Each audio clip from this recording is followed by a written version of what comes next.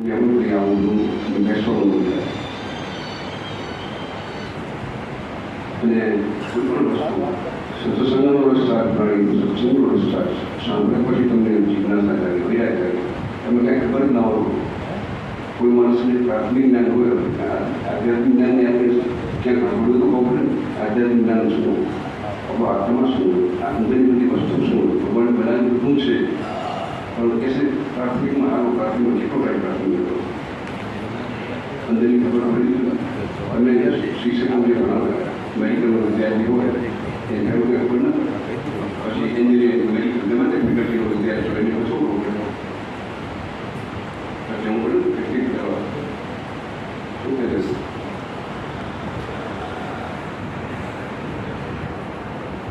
practical કરવા જાય શું કે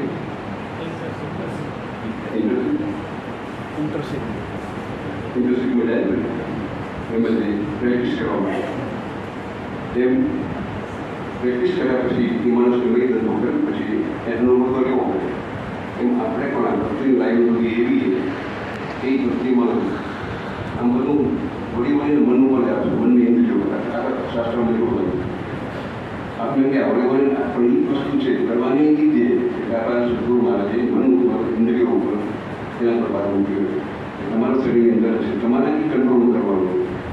તમારું સ્વરૂપને જો જાણવું હશે તો તમારે સાચી ઇન્દ્રિયો કંટ્રોલ કરવું પડશે જગતનું તમારું દુશ્મન નહીં રહે પછી તમને પરમાત્મા દેખાશે તમે દુશ્મન તમારું સ્વરૂપને જાણવા માટે પાત્ર બનવું પડે આપણા બુદ્ધિ અમૂળ છે દોષો છે એને દૂર કરવા પડે તો આપણે આપણા સ્વરૂપે જાણી શકીએ ભગવાનની પ્રાર્થના કરી કે આપ સૌ શાંતિથી સાંભળી રહ્યા છો અને આપણું જીવનનો અંતિમ દેશ શું આપણે ખબર કાર્ય શું ચલાવ્યું જે કંઈ સાંભળ્યું છે સાંભળીને આપણા જીવનમાં આચરણમાં ઉતારતું કોઈ કારણ કે મનુષ્ય જન્મ કંઈ બોલતો નથી આવા એવું પણ વારંવાર થાય અને આ અનુષ્ઠાન દરમિયાન જેને પણ શારીરિક માનસિક આર્થિક યોગદાન આપ્યું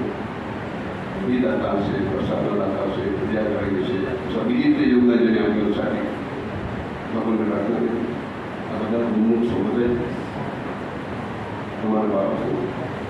એના વચનને રાખજો બધા ભક્તિમાં આગળ વધે આ જગત પરમાત્માનું બધા દૃષ્ટિકોણ ઘણું ગુણથી બધા ચણવામાં આવે પરમાત્માની પ્રાર્થના કરી આપણે બધા કોનામાં ગુણ જોઈને આપણા સ્વરૂપને જાણી આપણામાં શું દોષ છે આપણે જોઈએ અવગુણ કહેવાય ગુણ કહેવાય કરવા આપણું શાસ્ત્રમાં છે કે નહીં કરવાનું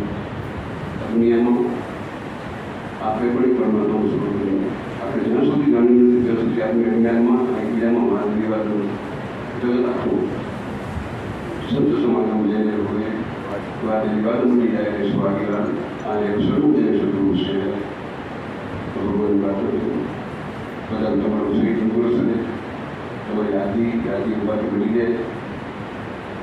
બાળકો બધા બની જાય કામથી તેજસ્વી બને સંસ્કારી બને તેજસ્વી બને પરિવારમાં માતા સુરક્ષિત વાસ થાય અને જેમ કે જે સંકલ્પ હોય પૂરા થઈ જાય નવા સંકલ્પ કર્યો પરમાત્માની પ્રાર્થના તમે ભેગા રહેજો આ તમારો બાળકો છે અને આ મોટા ગુણો લેવો મનુષ્ય જે કરે ના જાય એટલે લાગી જાય સ્વરૂપને જાણવા માટે બધા મહેનત કરતા સત્સંગ કરતા એમાં એની ઉત્તર પ્રગતિ થાય અને આ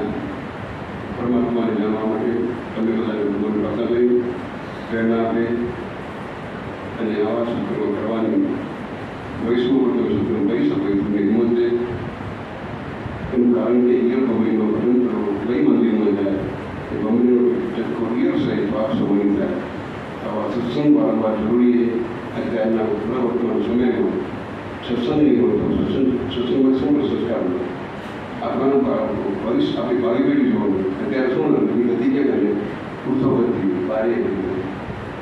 એ બારવાના સંસ્કારનો નિયમ હતો એક સમય એવો આવશે કે ધર્મ એવો નથી એ રીતે સંસ્કાર આપવામાં આવશે તો ગમે તે જશે પછી વિદેશમાં જશે ગમે તે જશે તો